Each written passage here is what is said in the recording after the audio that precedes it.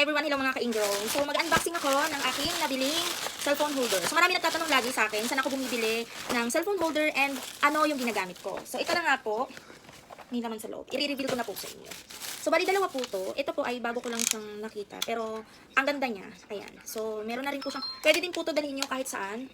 Ito po, may luagan. Meron din pong higpitan. So ayan. Dito higpitan nyo lang po siya, ayan, para hindi po siya gumalaw-galaw. Then pag itutupin nyo naman siya, luagan nyo lang. Then saka nyo ulit higpitan.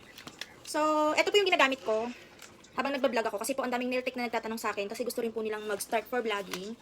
Ayan, ito po ay sobrang ganda po nito. Ito po yung, ipipress mo lang siya dito. Kahit ano kasing bukas mo, ayaw niya kaninang mag-open. So, need mo lang siyang i-press para bumuka siya. So, mas maganda to kaysa dun sa luma ko, as in. So, ayan, mas maganda to. Tingnan nyo naman, nakikita nyo, sobrang laki niya, sobrang lapad. OMG, ang ganda niya, ang perfect niyang gamitin. Super duper.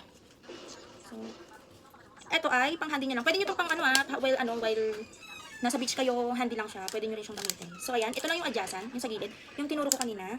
And then, open nyo lang to. Ayan. Ayan. So, ayan. While naglilinis ako ng kuko, nakaganyan na yan siya. Nakatapat na yan siya. And then, ilalagay nyo lang yung phone nyo dito. Yan, ang perfect niya. Yan. Tapos yan, itapat nyo lang siya sa kuko. Yan, nakatapat niyan siya. Sobrang ganda talaga nito, as in. Ito talaga ginagamit ko. And then, matibay siya compared dun sa ginagamit ko dati. Ayan tingnan nyo guys.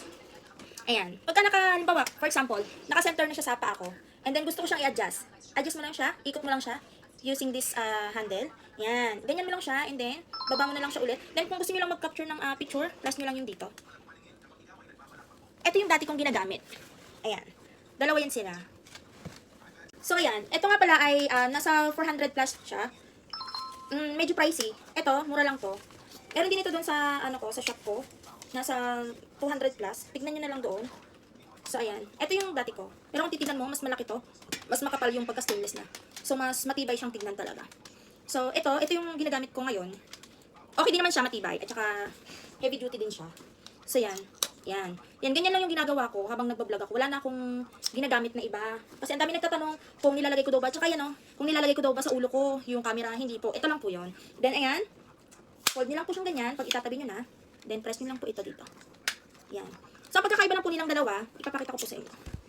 Ang pagkakaiba po nilang dalawa, ang easy na to. Sobrang smooth niyang ganunin. Ayan kita nyo naman, nalalaglag na nga lang ng kanya. Ayan sobrang smooth talaga niya. And then, ang pagkakaiba lang nilang dalawa, ito kasi pag nilak mo siya, lock na talaga siya. And then ito, nakita nyo itong isa, may puti siya sa dulo. Wala siyang pindutan. Itong isa may pindutan. Tingnan nyo, pag binuksan ko itong isa, kailangan ko pa siyang i-press itong bawat dulo. Yan, pinipress ko pa siya.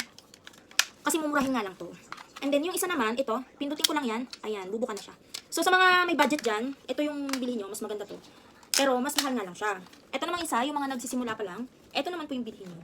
So, ilalagay ko na lang po dyan sa basket ko, sa comment section kung saan ko po nabili itong dalawa. And visit nyo na lang po doon sa shop ko, nandun po yun lahat. And then yung iba ng mga tools po na ginagamit ko, na andun din po. So yun lang, have a good day. Sana nakapag-share po ako sa inyo kung saan ko siya nabili. And then, sa mga nag-start po siya dyan, mobile vlogging. So, ito po talaga. Yung maganda. So, nagustuhan ko to kasi, ito kasi, isa lang yung adyasan niya. Ito yung luma. Ito kasi dalawa yung adyasan niya. So, mas maganda to. Makikita mo sa quality kung alin yung mas matibay.